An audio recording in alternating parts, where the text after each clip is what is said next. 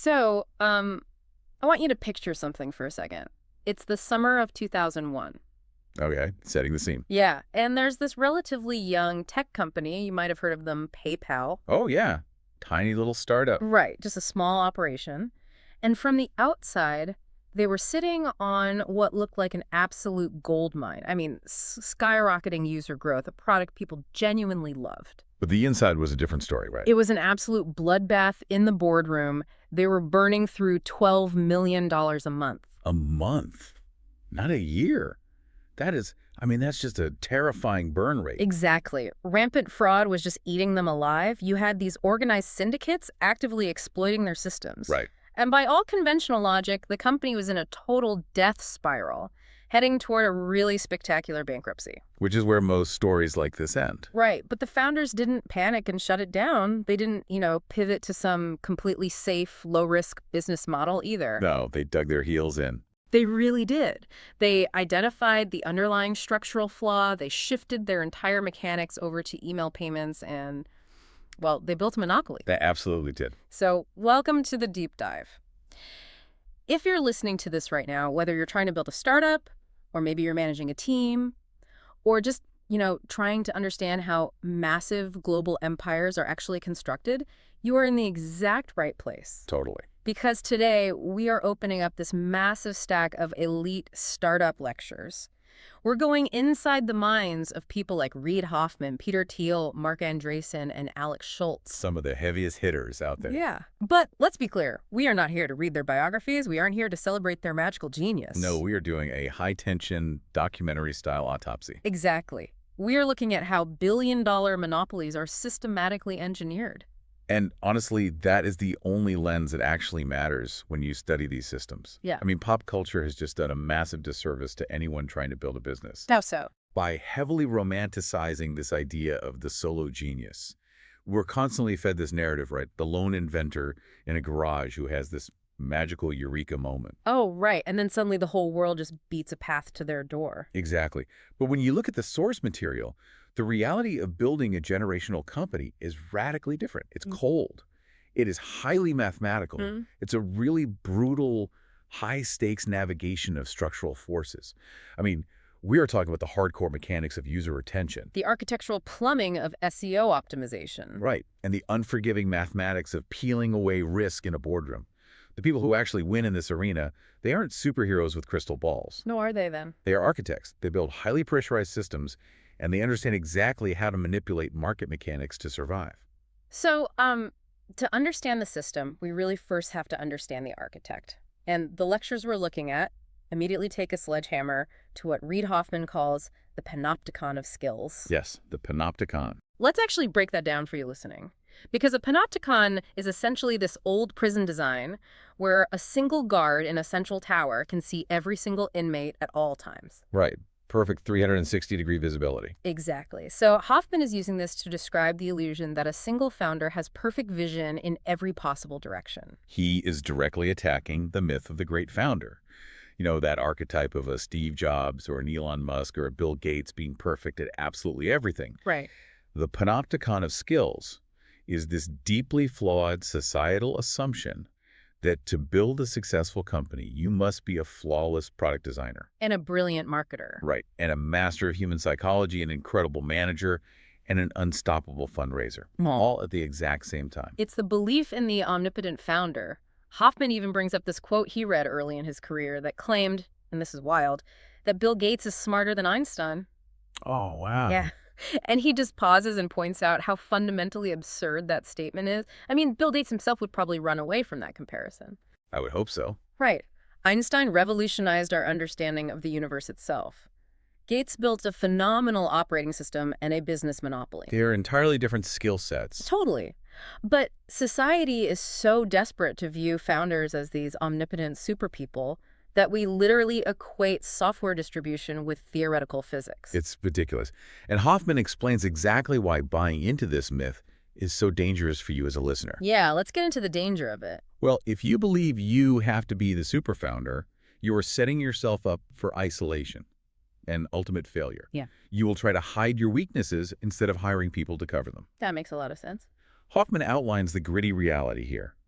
A great founder is not gliding on a frictionless path of pure genius. Mm. A great founder is someone dealing with a relentless barrage of headaches. Yeah. They're constantly trying to sprint across incredibly uneven ground, usually in a dense fog. They're operating in a state that he calls a quasi-mortal exit. A quasi-mortal exit. That literally sounds like a medical term for bleeding out. That is precisely what it means in a business context. By default, a startup is dead. Wow. Default dead. Default dead. It is not a thriving entity that might occasionally face a problem. It is a dying organism from day one. That's a heavy way to look at it. But it's true. The entire process of founding a company is like jumping off a cliff and trying to assemble a fully functional airplane before you hit the ground. Okay, let's unpack this. Because if you are in free fall, trying to bolt a jet engine to a wing, you cannot be a solo act. No, physically impossible. You literally cannot hold the wing, tighten the bolts, and steer the plane at the same time. You need a collective. You absolutely do. And the sources highlight the absolute structural necessity of co-founders, not just as like a nice-to-have sounding board, but as a hardcore survival mechanism. Right, to compensate for your inevitable glaring weaknesses. Exactly. And there is a very specific analogy used in the lectures about this that I love. You don't just need a domain expert who knows a lot about software or marketing. No. You need someone who behaves like James Bond. I love that analogy. It perfectly captures the operating environment of an early-stage company. Break that down for us. Well, when you are building a startup, you aren't sitting in a university lab solving theoretical equations with endless time and funding. Right. You are fighting for survival in an unpredictable, high-stress, fundamentally hostile environment. Yeah. So if you hire a traditional domain expert, they might know how to build a beautiful product in a vacuum. But what happens when the funding dries up? Or a competitor clones your best feature. Exactly. Or your servers crash, and it all happens on the exact same day. A traditional expert freezes, right? Because that exact scenario wasn't in their textbook. Right. But James Bond doesn't freeze. No, he doesn't. When Bond is strapped to a table with a laser beam slowly inching toward him, he doesn't complain that he wasn't trained in laser diffusion at the academy. He uses his watch to deflect the beam. Yes. He breaks his restraints, he hotwires the villain's escape helicopter, and he gets out alive. You need a partner who is relentlessly resourceful like that. An aggressive problem solver who can navigate extreme ambiguity. Because no one is universally superpowered. Exactly. Great founders actively seek out networks and teams that possess these specific, divergent, high-tension superpowers required for the exact crisis at hand. You know, if I can translate this for anyone out there who has ever played a role-playing video game, an RPG. Oh yeah, the stat analogy. Okay. Think about when you first create your character, you have a limited pool of skill points to distribute. You can put points into strength, intelligence, charisma, agility, whatever. Right. But the game physically will not allow you to max out every single stat to 100. It forces you to choose. Exactly. If you try to spread them all evenly, you end up with a painfully average character who is just terrible at everything. If you want to actually beat the game, you have to specialize. You max out your intelligence to be a wizard, but that means your physical strength is incredibly weak. Right. So how do you survive the game? You don't pretend you are strong. You build a party. You recruit a knight. Yes.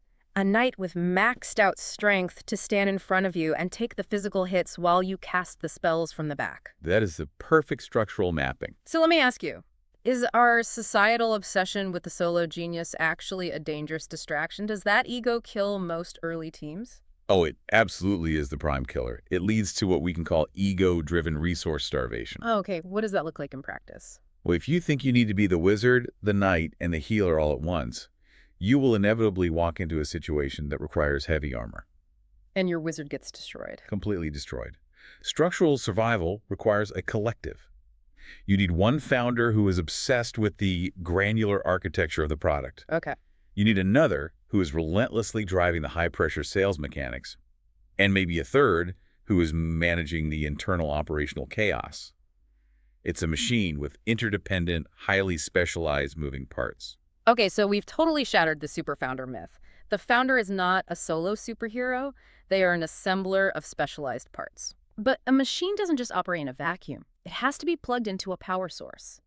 Which brings us to a massive pivot in our deep dive. Right. We are moving from who the founder is to where they are physically located and how they formulate their worldview. Location and mindset. Exactly. Yeah. Let's talk about the structural advantage of location.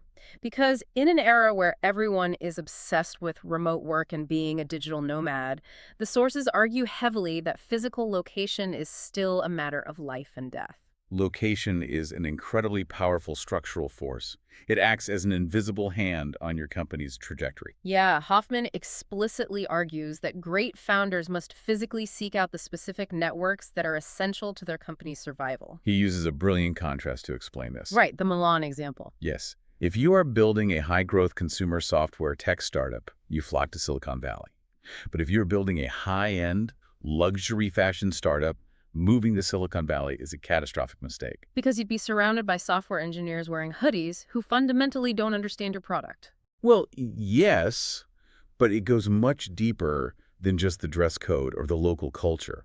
It is about the underlying infrastructure of the ecosystem. Okay, walk me through that. If you go to Milan or Paris or New York to build a fashion brand, the entire supply chain, the manufacturers, the specific type of venture capital, And marketing agencies. right, and the media, they are all natively tuned to the rhythms of the fashion industry. They deeply understand seasonality, fabric sourcing, brand prestige. Right.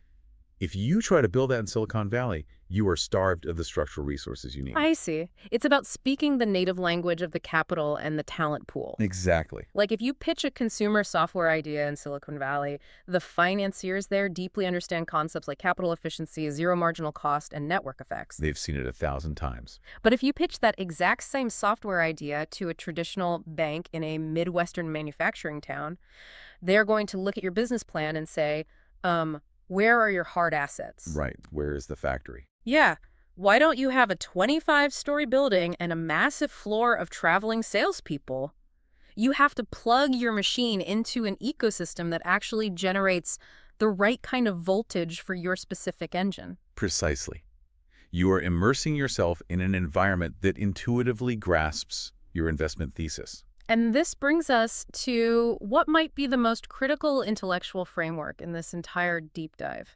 The contrarian thesis. The contrarian thesis, yes. Because as a founder, you can't just rely on your location. You have to rely on a highly unique viewpoint. You have to ask yourself a very specific and honestly very uncomfortable question. Which is? What fundamental truth do you know that the rest of the market completely misunderstands? And it can't just be something a little bit different. It has to be something that smart, experienced people actively and aggressively disagree with. Right. Hoffman provides a legendary example of this from his own career when he was pitching LinkedIn in its infancy. This is such a great story. He had an incredible network, right? He was surrounded by highly intelligent, successful, veteran tech operators. And he walked around pitching the concept of a professional social network. And what happened? 2/3 of his elite network told him he was absolutely out of his mind. And we really have to look at the mechanics of why they thought he was crazy. Because they weren't just being mean. No, not at all. They were disagreeing from a position of deep intelligence and established logic. They looked at LinkedIn through the conventional lens of consumer web products at the time. Right. Their logic was entirely sound based on their framework. They said, this is a network product. A network is only valuable if millions of people are already on it. The classic chicken and egg problem. Exactly. No one is going to want to be the first person on a professional network because there's nobody to connect with. Therefore, it will never get off the ground and it will fail. Honestly, that sounds like a completely bulletproof argument against starting the company. It really does. If 2/3 of the smartest people, lay out a logical trap like that, most people would just fold up the business plan and go home. Most people would. But Hoffman had a contrarian insight, a structural truth that his peers couldn't see. What was it? He realized that the initial adoption engine for LinkedIn wouldn't rely on massive, immediate social interaction. Okay. He realized that a core group of early adopters would use the platform simply as a single-player utility. Like a digital Rolodex. Exactly. Just to visualize their own professional network. Yeah. To keep track of their own contacts. They didn't need millions of other people to make it valuable on day one. So they would just play with the utility, map their connections, and through that slow single-player accumulation, the critical mass would eventually arrive. And that unlocks the massive multiplayer network effect. He recognized a mechanical path to adoption that his highly intelligent peers completely missed because they were blinded by conventional wisdom. This connects so perfectly to Peter Thiel's thesis on the structural monopoly. Yes, creating versus capturing value. Right. Thiel argues that business is fundamentally about two completely independent variables. Creating value, let's call that variable X, and capturing, let's call that variable Y. It's a vital distinction. Because you can create massive world-changing value with X. But if your structural mechanics do not allow you to capture any of the money with Y, your business dies. And your innovation is essentially just a giant donation to the public. Exactly. Thiel's framework here is ruthless, but it's essential. He is saying the ultimate goal of a startup is not to compete. Competition is for losers. That's a very Thiel thing to say. It is. The goal is to be a monopoly. You want to be what he calls the last mover in a specific category. Like Microsoft. Right. Microsoft was the last dominant desktop operating system for decades. Google is the last dominant search engine. You want to build a system so structurally sound that you capture the cash flows, not just today, but far into the future. But wait, how far into the future are we talking? Because early-stage startups don't usually have any cash flow. They are usually just burning money, like the PayPal example we started with. This is where we really have to look at the mechanics of a discounted cash flow analysis, or a DCF. Okay, explain that for us. For the listener, a DCF is a financial valuation method. It's used to estimate the value of an investment today based on projections of how much money it will generate in the future. Okay, makes sense. Because a dollar today is worth more than a dollar 10 years from now, you discount those future dollars back to their present value. Got it. So how does this relate to Thiel and PayPal? Well, back in 2001, Thiel ran a DCF analysis at PayPal. When he ran this complex math on a company that was struggling for survival at the time, he realized a shocking truth. What was it? 75% to 85% of the total ultimate value of PayPal as a company was going to come from cash flows generated in the year 2011 and beyond. Wait, let me make sure I'm fully wrapping my head around this. Yeah. He was looking at his business in 2001, actively fighting for survival against fraud rings. Right. And the math told him that almost all the actual financial value of the company wouldn't materialize for another 10 years. A full decade into the future. Exactly. That is wild. And if you apply that exact same mathematical reality to a tech startup launching today, the vast majority of its ultimate value will come from cash flows generated in the year 2034, 2040, and beyond. Just decades out. Yeah. And this is only possible because software fundamentally alters the laws of physics in business. Software has a zero marginal cost. Right, because once you write the code for an application, it costs you almost nothing to distribute it to the second user. Or the millionth user. Yeah. This creates massive, unprecedented economies of scale that allow you to capture a market and hold it for decades. But to survive until 2034, to actually collect those cash flows, you must have a monopoly. You must. You must be doing something so uniquely contrarian that no one else can easily replicate it. Right. You know, it's like surfing. Let's really stretch this analogy. I love a good surfing analogy. Let's hear it. You have to physically move to the beach where the massive oceanic waves are rolling in. That represents your location advantage, right?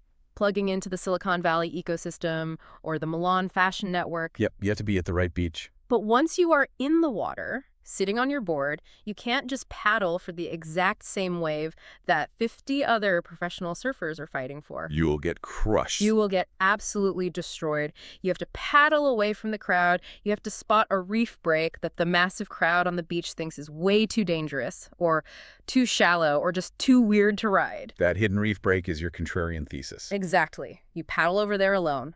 But let me push back as a skeptic here. Okay, hit me. Isn't being contrarian just a fancy, glorified Silicon Valley buzzword for being stubborn? That's a fair question. Like, if I paddle away from the crowd to a dangerous reef, how do I know I'm not just completely wrong? How do I know I'm not just going to ride my board straight into a jagged rock and destroy my company?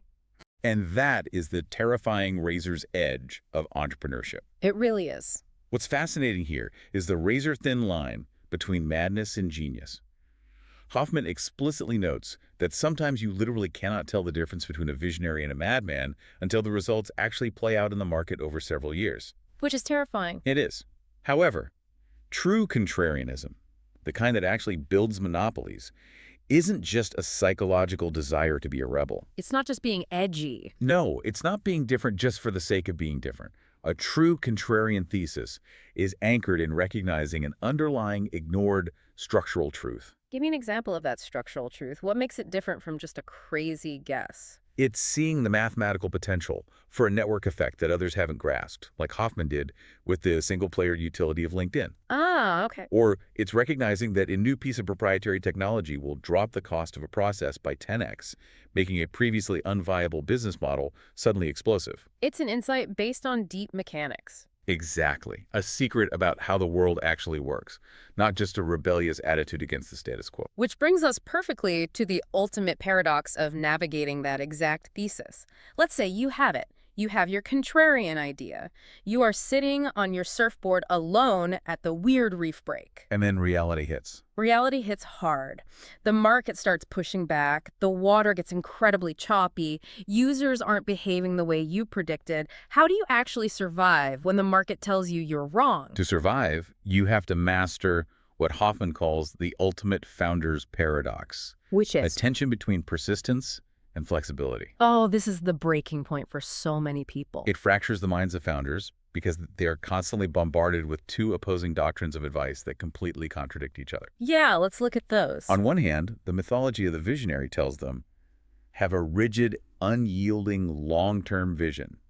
Be relentless. Stay firm against adversity. Don't let the naysayers steer you off course. Right, the Steve Jobs model. People don't know what they want until I show it to them. Exactly. But on the exact same day, they will read a blog post or hear from an advisor preaching the lean startup methodology. Which says the exact opposite. It tells them, listen to the data. Listen to your customers. Pivot immediately when things don't work. Be infinitely flexible. It's enough to cause a psychological meltdown. Totally. How on earth can a human being be 100% persistent in a rigid vision and 100% flexible to market feedback at the exact same time? It sounds physically impossible. Hoffman explains that you manage this brutal paradox by routing every piece of feedback through the filter of your original investment thesis. Okay, so you don't just react blindly. Right. As you enter the battlefield of the live market, you must constantly, dispassionately ask yourself a single question. And what is that question? Are the new data points I am receiving actively increasing my confidence in my underlying structural thesis, or are they decreasing my confidence in it? So you aren't testing whether people currently like your product. No, you are testing the structural integrity of your core belief about the market. Okay, let's look at the negative side of that. What happens if the data points are screaming at you and your confidence in the thesis is rapidly decreasing? Do you just immediately abandon ship and pivot to a new idea? No, because that would be a lack of persistence. Yeah. You have to survive what is referred to as the Valley of the Shadows. Ah, the Valley of the Shadows. This goes back to our PayPal example. Let's look at the mechanics of what happened there. Okay. They had a vision of creating a seamless global financial network, Uh-huh. but the data was horrific. They were in the Valley of the Shadows, burning $12 million a month. Because of the fraud? Right. Their original mechanic, giving away money to acquire users on mobile devices, was being exploited by massive fraud rings. The market was telling them their current product was a disaster. So the data was bad, but they didn't abandon the vision of a global payment network. Exactly. They kept their persistence regarding the ultimate vision through the darkest possible period. They recognized the structural problem wasn't the vision itself, but the specific vehicle they were using to get there. So they analyzed the data. They realized the fraud was concentrated in their initial mobile strategy, and they executed a massive, flexible pivot of their operational mechanics, They shifted their infrastructure to support email payments. specifically targeting eBay power sellers who desperately needed a way to accept money instantly.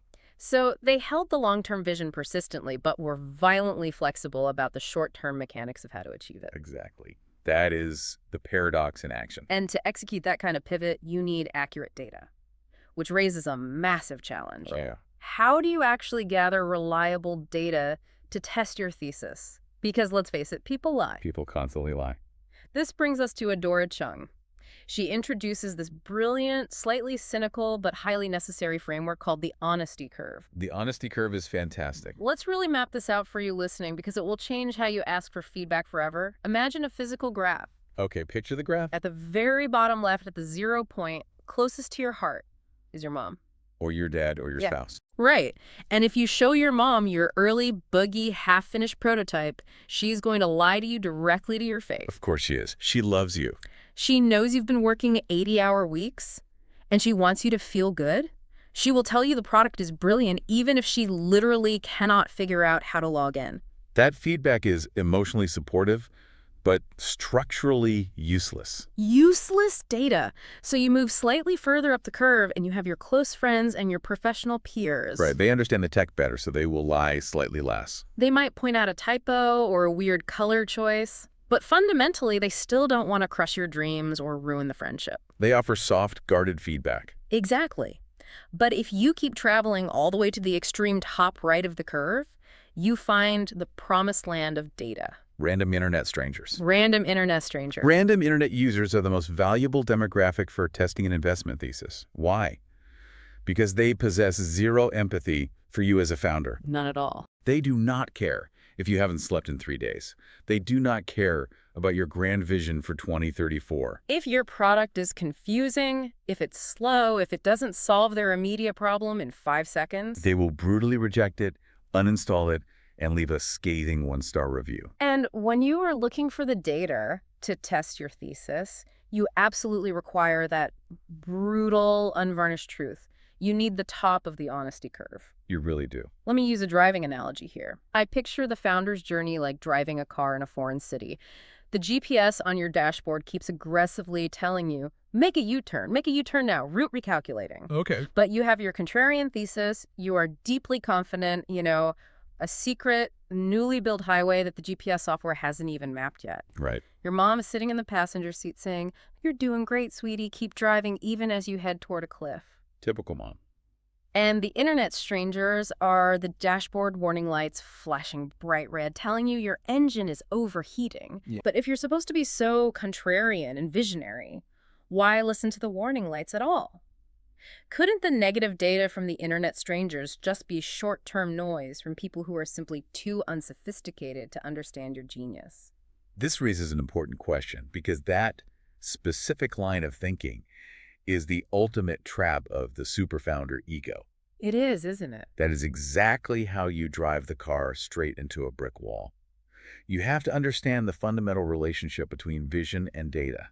Data only exists and only has utility within the framework of a vision. Okay, clarify that. You don't abandon the vision of reaching your destination at the first sign of a flashing warning light. Instead, you use the brutal truth from the top of the honesty curve to validate or adjust the structural mechanics of how you are traveling. Ah. The vision is the destination you are trying to reach. The data from the internet strangers is simply telling you that your current vehicle has flat tires and the transmission is failing. So you don't change the destination. You get out, fix the tires, and change your approach based on the reality of the road. Exactly. And testing that thesis against reality brings us to the absolute engine room of this entire documentary. If you have been listening and wondering what the single most important metric in all of business is, we are about to reveal it. Drum roll, please. Because testing your idea leads to the most critical structural engine of any company: retention. Retention. If you don't have this specific mechanic dialed in, everything we have talked about so far, the vision, the contrarian thesis, the persistence, the flexibility, it is completely meaningless. It really is. Alex Schultz, who orchestrated massive growth at Facebook, makes this point with devastating mathematical clarity. Retention is the single most important metric for growth. Period. End of discussion. It doesn't matter how brilliant your marketing is. Nope. It doesn't matter how many millions of people you acquire through viral campaigns if those people do not stay and continue to use the product. Let's visualize the math of this for you, because Schultz talks about a very specific shape, the asymptotic retention curve. Yes, the asymptotic curve. Grab a mental piece of paper and draw a graph. On the horizontal x-axis at the bottom, you have time, the number of days since a user first signed up for your product, day 1, day 30, day 90, day 365. Right. On the vertical y-axis on the left, you have the percentage of those original users who are still actively logging in, 100% at the top, down to 0% at the bottom.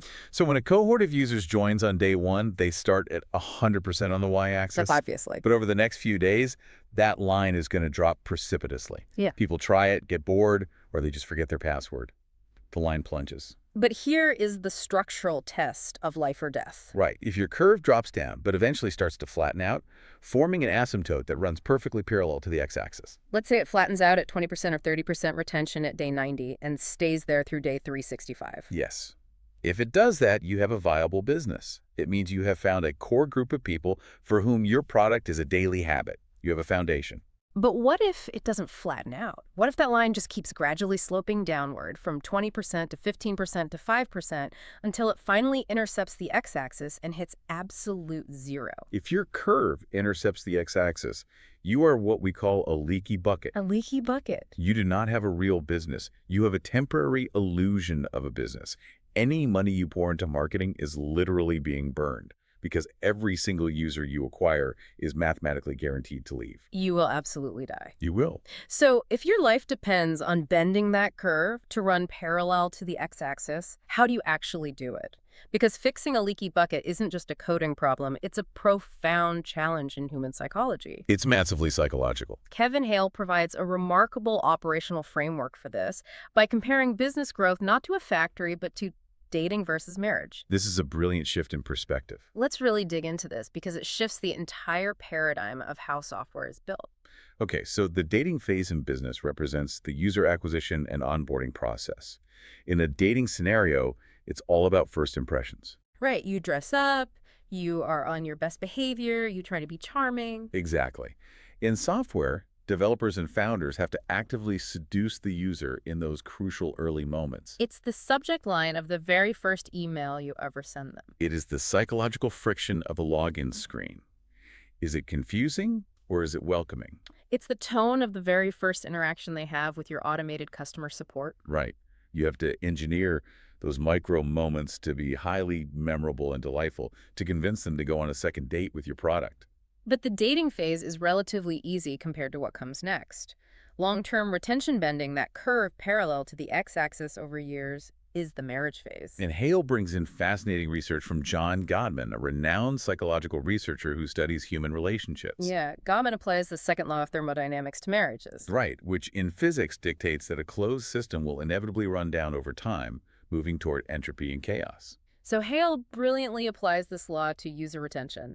A relationship with a customer is a closed system. If you acquire a user, provide a service, and then basically ignore them, assuming they will just stay forever out of inertia, the relationship will inevitably decay. it requires a constant, deliberate injection of fresh energy to survive. You must continually re-engage, improve the product, and solve their evolving problems. Right, because if you ignore the existing users because you are too busy trying to acquire new ones, The thermodynamics of the relationship take over, churn increases rapidly, and your retention curve crashes straight into the x-axis. But Hale points out a massive structural flaw in how almost every modern tech company operates, which actively prevents this marriage from succeeding. He calls it the broken feedback loop. The broken feedback loop. This is so common. He argues that the people actually building the product, the highly paid software developers and engineers, are dangerously divorced from the real-world consequences of their actions. Let's trace the mechanics of this broken loop. Yeah. An engineer sits in a quiet, air-conditioned office and writes a piece of code that changes how the checkout cart works. They push the code live. It turns out the new design is deeply confusing, and a button is broken on mobile devices. Oh no, so thousands of users are suddenly frustrated, unable to buy what they want. Exactly. But the engineer doesn't feel that frustration. They don't hear the screams. Right. Instead, some entry-level customer service representative in a different building or even a different country takes the brunt of the angry phone calls and furious emails. The developer who caused the pain never actually feels the pain. So the system is totally insulated from its own failures. And the solution Hale presents to fix this broken loop is radically unscalable. It's almost painful, but incredibly effective. What is it? You forced everyone in the company to do customer support. Yes. He uses the legendary example of Paul English at Kayak, the travel search engine. English didn't just ask engineers to read support tickets. No, he went way further. He installed a physical, bright red customer support phone literally in the middle of the engineering floor. I love that. When a customer was frustrated, that phone rang loudly, interrupting the engineers, and an engineer was physically required to pick it up and talk to the angry user. And Hale applied this exact same ruthless logic at his own company, Wufoo. They instituted mandatory customer support shifts for every single employee. From the newest hire all the way to the CEO. Every engineer had to spend hours responding directly to confused, frustrated users who were trying to build web forms. And the structural result of this forced intimacy was astonishing. Because when the engineers actually felt the pain of the users, they didn't just write a polite email back. No, they realized their documentation was terrible. They felt the sting of the broken feedback loop, and they immediately redesigned the entire help documentation architecture. Wow. Almost overnight, they saw a 30% reduction in customer support needs. Because when the engineer feels the pain, they don't treat the symptom, they fix the root cause. Exactly. But wait, here's where it gets really interesting. I have to play the skeptic here. I am putting on the hat of a traditional MBA boardroom executive. Let me aggressively challenge this. Go for it. Developers are paid massive six-figure salaries to write complex algorithms and build scalable infrastructure. Founders are supposed to be visionaries steering a massive global ship. Right.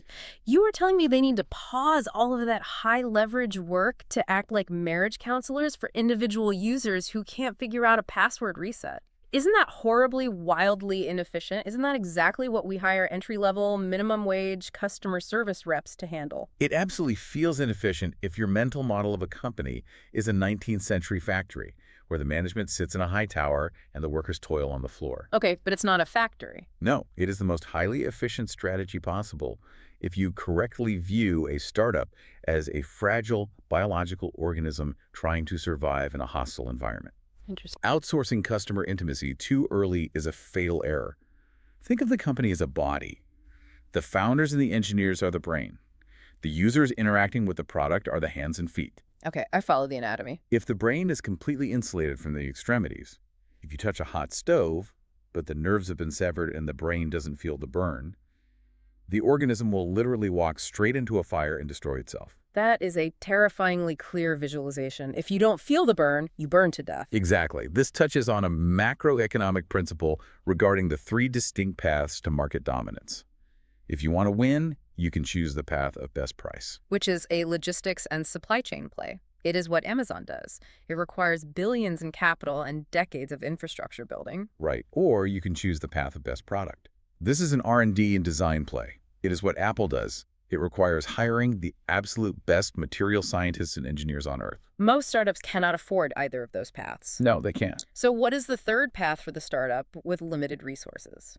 The third path is best overall solution, which is fundamentally a customer intimacy play. It is how luxury brands and high-end concierges operate. And the beauty of this path is that customer intimacy requires absolutely zero capital. It doesn't cost millions of dollars.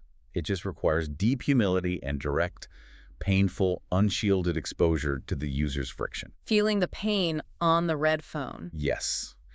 Customer intimacy is the only reliable mechanism to engineer the product tweaks necessary to bend that retention curve parallel to the x-axis. Okay, so let's imagine you have survived the crucible, you have done the dirty work, you've scrubbed the pots and pans. You fixed the broken loop. You answered the red phone, and you plugged the massive leaks in your bucket. Your asymptotic retention curve is beautifully parallel to the x-axis. You are no longer default dead. Now, and only now, is it time to turn on the high-pressure fire hose of massive growth mechanics. We are shifting gears entirely, moving from the intimate scale of customer service to the hyper-aggressive global scale of SEO, virality, and growth vectors. And to understand this transition, Alex Schultz provides a masterclass that essentially chronicles the evolution of the internet itself. He really does. He starts by contrasting the mechanics of early SEO with modern SEO. Right. In the late 1990s, SEO was basically a game of primitive manipulation. Schultz talks about how he built a simple website about paper airplanes. Just a standard hobby site. Yeah. But to dominate the global search results, he didn't write incredible authoritative content. He just used a simple brute force hack. The white text trick. Yes. He typed the words paper airplanes hundreds of times at the very bottom of his web page. But he colored the text white against a white background. So a human reader couldn't see it. But the primitive search engine crawlers of the 90s would read the code, see the keyword repeated 500 times, and rank him as the #1 authority on the planet for paper airplanes. Exactly. It was purely structural keyword stuffing. But modern SEO, driven by Google's constantly evolving algorithms, is a totally different beast. It's highly sophisticated, based on complex evaluations of domain authority, page rank, user intent, and incredibly precise keyword research. And Schultz issues a massive warning here about what he calls the keyword trap. The keyword trap is brutal. Let's break down the keyword trap, because he spent an entire year learning this lesson the hard way. He did. He spent months and massive resources optimizing a website to rank #1 for the exact phrase cocktail making in the United Kingdom. And he secured the top spot, right? He did. He had a complete monopoly on the search term. But his traffic was abysmal. Why? After digging into the data, he realized a devastating cultural nuance. Absolutely no one in the United Kingdom searches for the phrase cocktail making. The cultural lexicon in the UK dictates that users search for cocktail recipes. Yes. He had spent a year building a pristine, impenetrable monopoly over an absolute ghost town. Wow. It's a harsh lesson that dominating a metric is totally useless if the metric doesn't actually map to human behavior. Completely useless. And beyond just choosing the right keywords, there's the internal architectural plumbing of a website. This is where it gets highly technical, but incredibly fascinating. Schultz details a specific, monumental shift he orchestrated when he joined Facebook. Right, because at the time, Facebook had millions of public user profiles, but they were barely getting any search engine traffic from Google. Let's look at the actual architecture of how a website works to understand this. Imagine the main homepage of a massive site like Facebook is a giant water tower. Okay, a water tower. Every time an external website like a news outlet or a blog links to facebook.com, they are pumping water or authority into that main tower. And Google sees all these links and recognizes the homepage as highly authoritative. Right. Now, early on, Facebook had millions of individual public user profiles. John Smith, Jane Doe. But architecturally, those profile pages were completely disconnected from the main plumbing of the homepage. They were like millions of isolated little houses with no pipes connecting them to the water tower.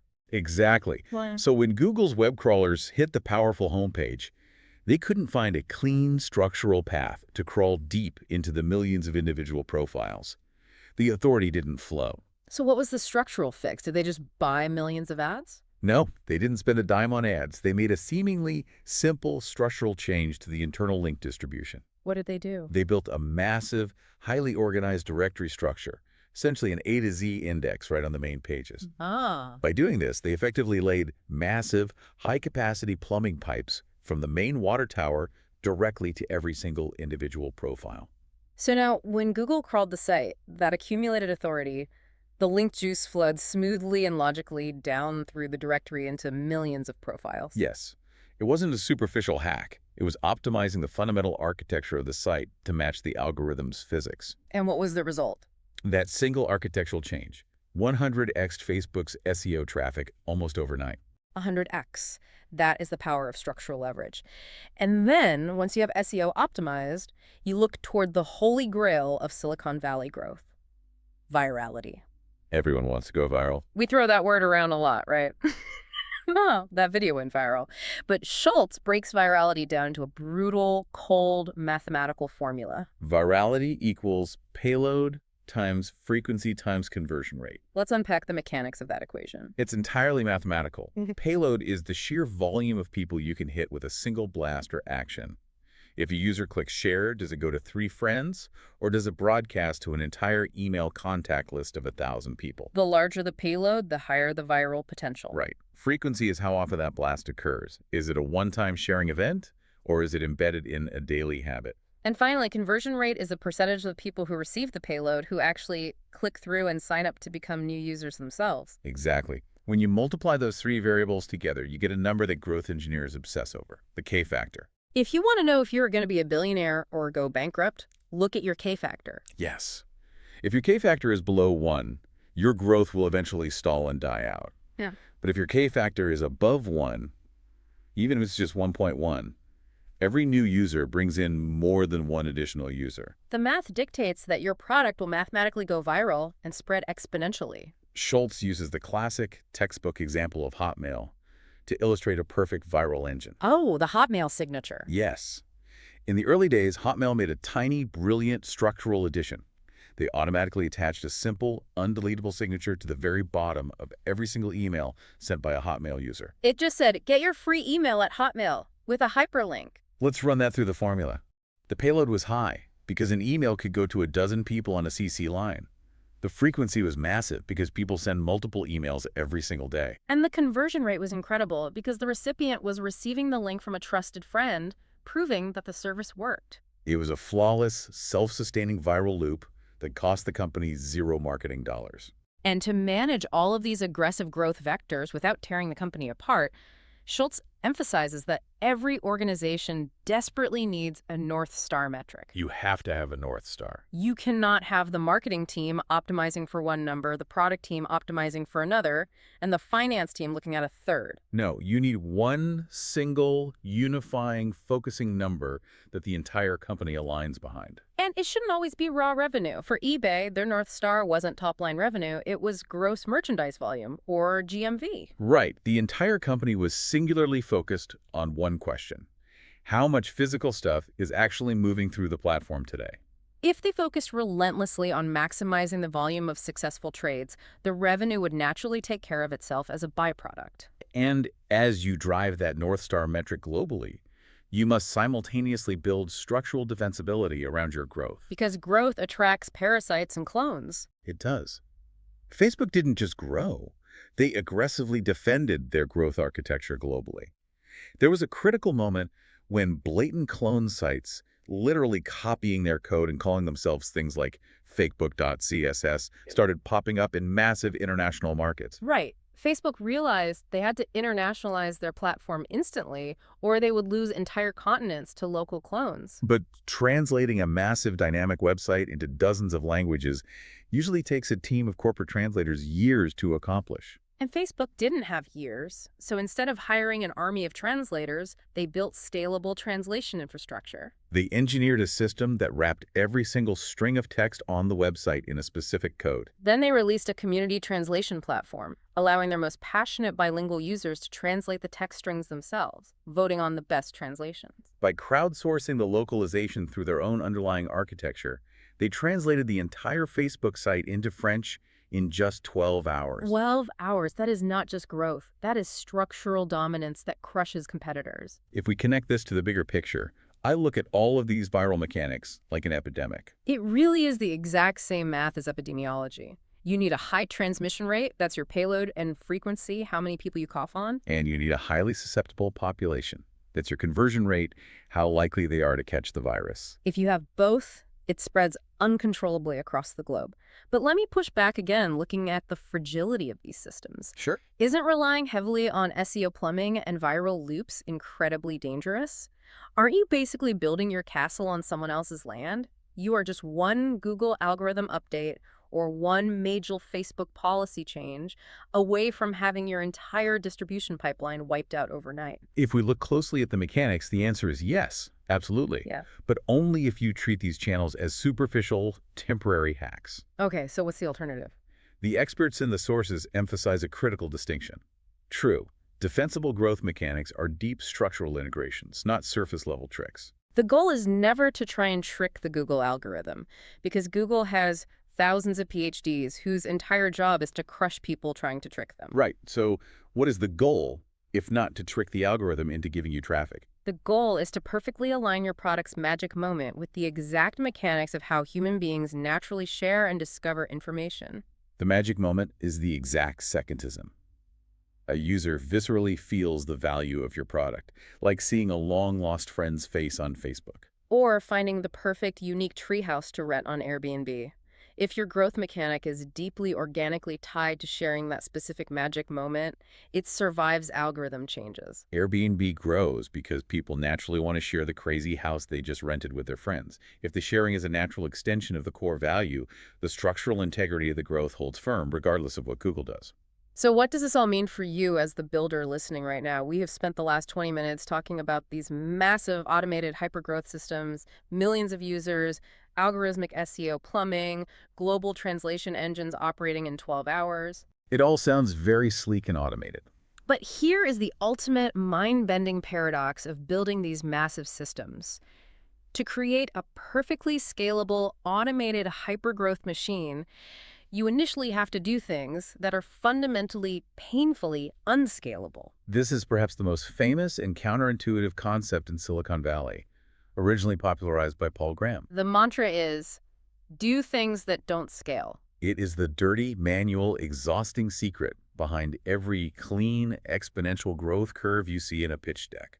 The examples provided in the sources are just incredible, and they shatter the illusion of the glamorous tech founder. Look at DoorDash. DoorDash is a perfect example. In the early days, they were building a logistics empire, but the founders weren't sitting in a glass-walled high-rise office writing brilliant dispatch algorithms on a whiteboard. No, they were in their own beat-up cars, physically driving the takeout food around town themselves. They were answering the customer support calls while driving. They were manually dispatching other drivers using a physical whiteboard and a telephone. Or look at the early days of Teespring, a massive custom apparel platform. What did they do?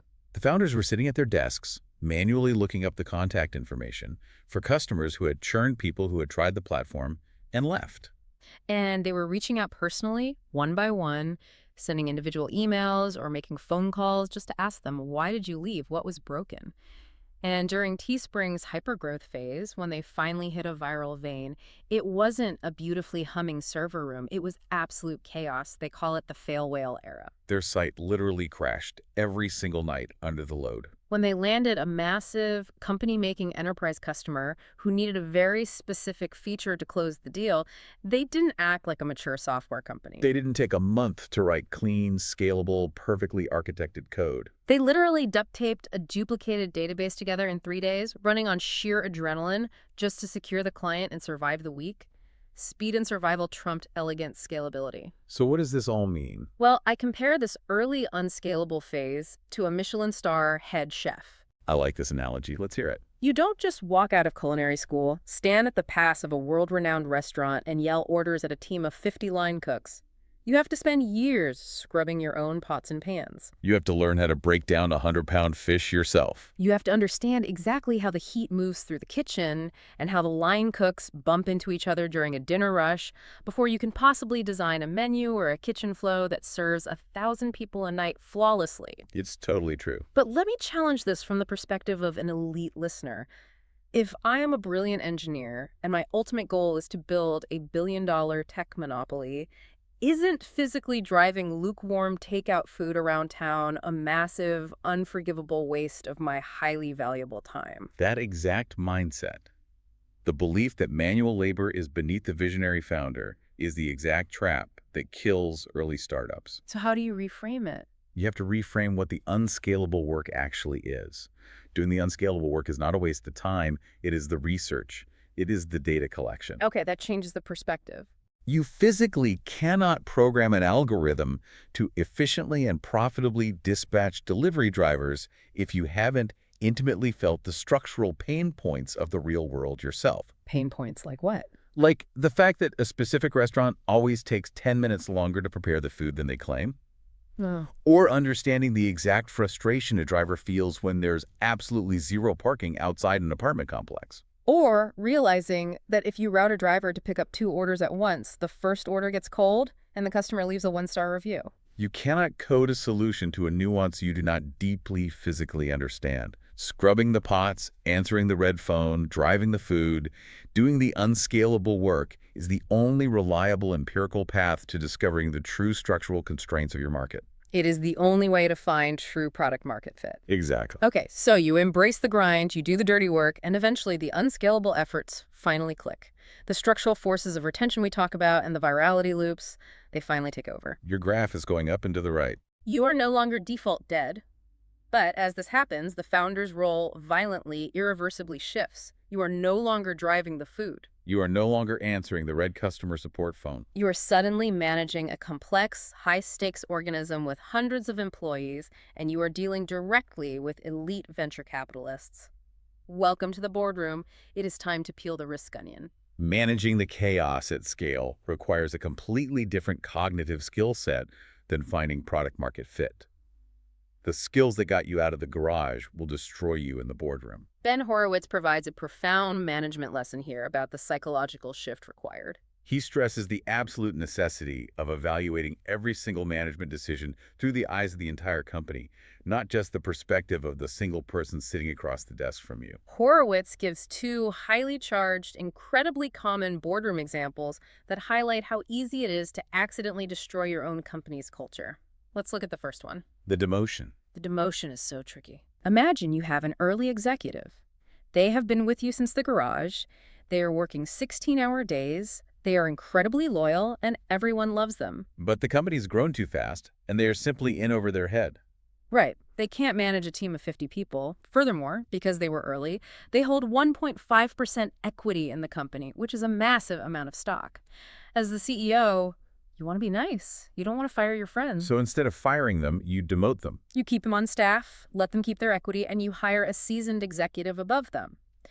In the room, the employee is relieved because they keep their job, they keep their stock, and they don't have to explain a firing to their next employer. It feels like a brilliant, empathetic, win-win scenario. But Horowitz points out the catastrophic, often invisible structural damage this decision causes outside of that room.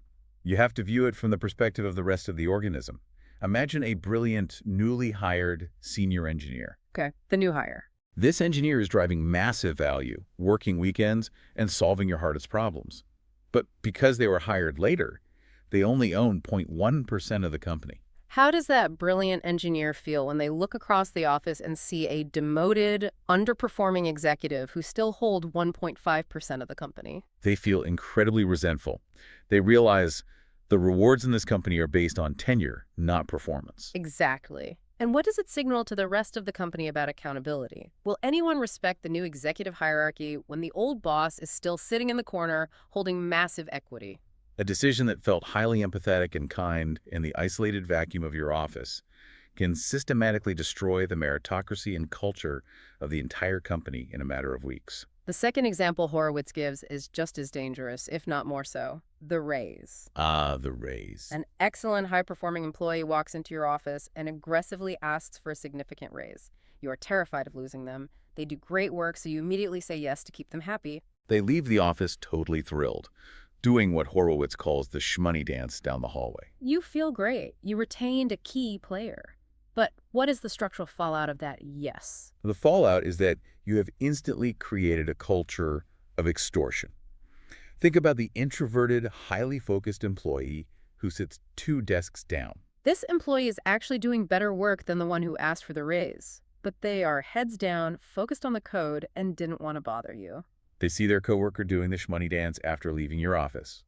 They instantly realize a dark truth about your management style. That financial rewards do not go to the best performer. They go to the squeakiest wheel. They go to the person willing to threaten to leave. So the introverted genius either quits to find a meritocracy, or they learn to constantly extort you for more money. Precisely. You have accidentally trained your entire company to prioritize aggressive negotiation over actual performance. This is why Horowitz insists that as the company scales, you must institute formal, rigid, predictable processes for compensation and promotions. You must build structural walls to protect the culture from your own psychological desire to please people in the moment.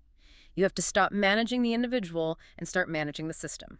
And as you are desperately trying to manage this internal chaos, you are simultaneously managing intense external risk with your investors. Mark Andreessen explains the terrifying reality of venture capital through a brilliant framework he calls the onion theory of risk. The onion theory. Let's visualize this onion.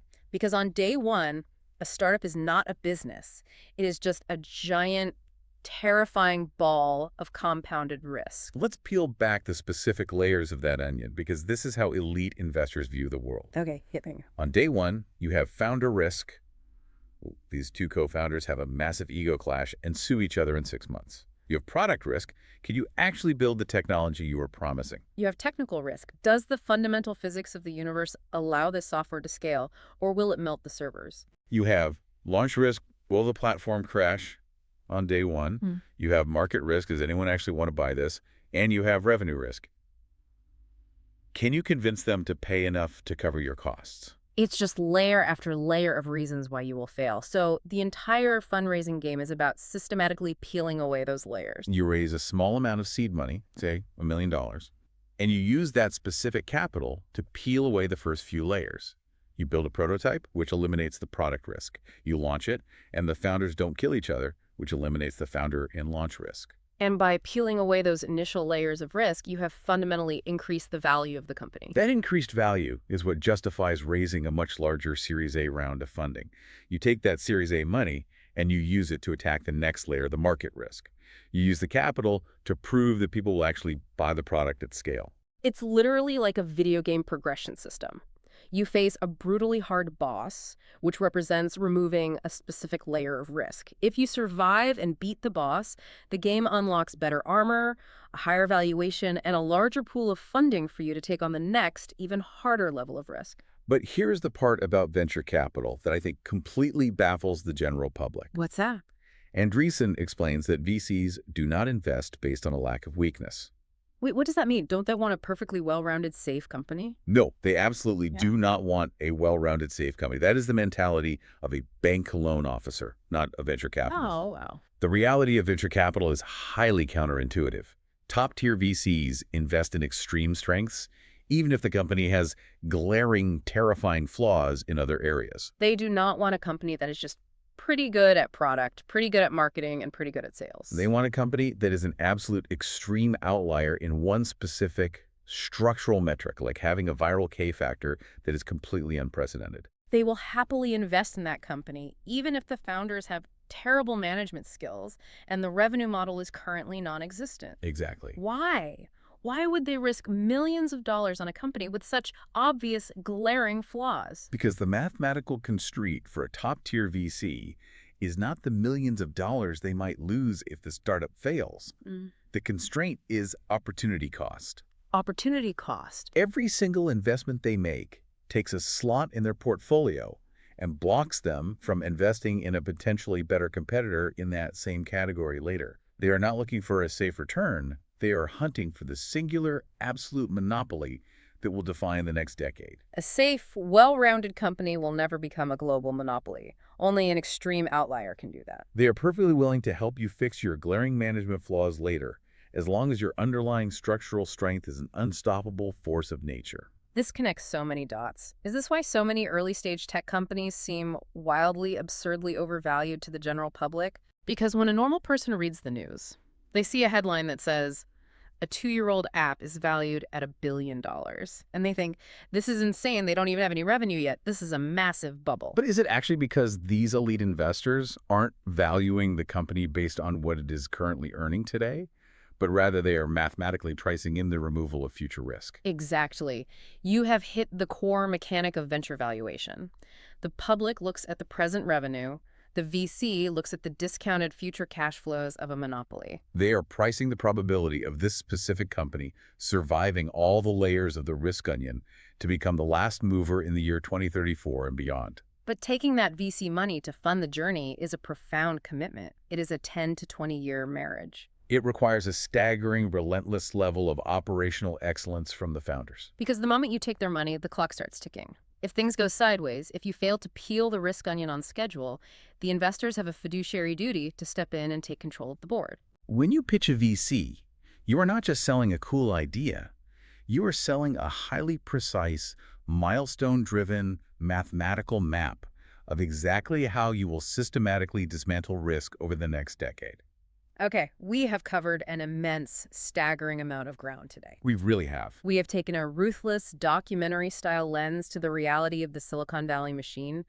We completely destroyed the comforting myth of the superhero founder, replacing it with the necessity of the James Bond co-founder and the contrarian thesis. We crawled through the brutal, unscalable trenches of the broken feedback loop and forced customer intimacy. And we emerged into the high-pressure, mathematical structural mechanics of asymptotic retention curves, algorithmic SEO dominance, and the intense boardroom realities of peeling the risk onion. It is a profound, often traumatic journey from the messy, manual reality of the garage to the hyper-optimized architecture of a global monopoly. But if there is one lingering thread that ties all this structural analysis together, it is the absolute willingness of the greatest founders to confront reality exactly as it is, not as they wish it to be. They look at the brutal data, they feel the pain of the customer, and they build structural solutions, not superficial hacks. So to you, the listener, as you look at your own projects and ambitions, I leave you with this final provocative thought. What is the thought? If the ultimate goal is to build a structural monopoly that dominates your market in 2034 and beyond, what is the messy, unscalable, dirty work you are actively avoiding right now because it feels beneath your intellect? Because that exact unscalable, painful task might just be the foundational bedrock of your future empire. What a question to end on. Thank you for joining us on this massive, high-tension deep dive into the mechanics of building an empire. Until next time, keep exploring the depths.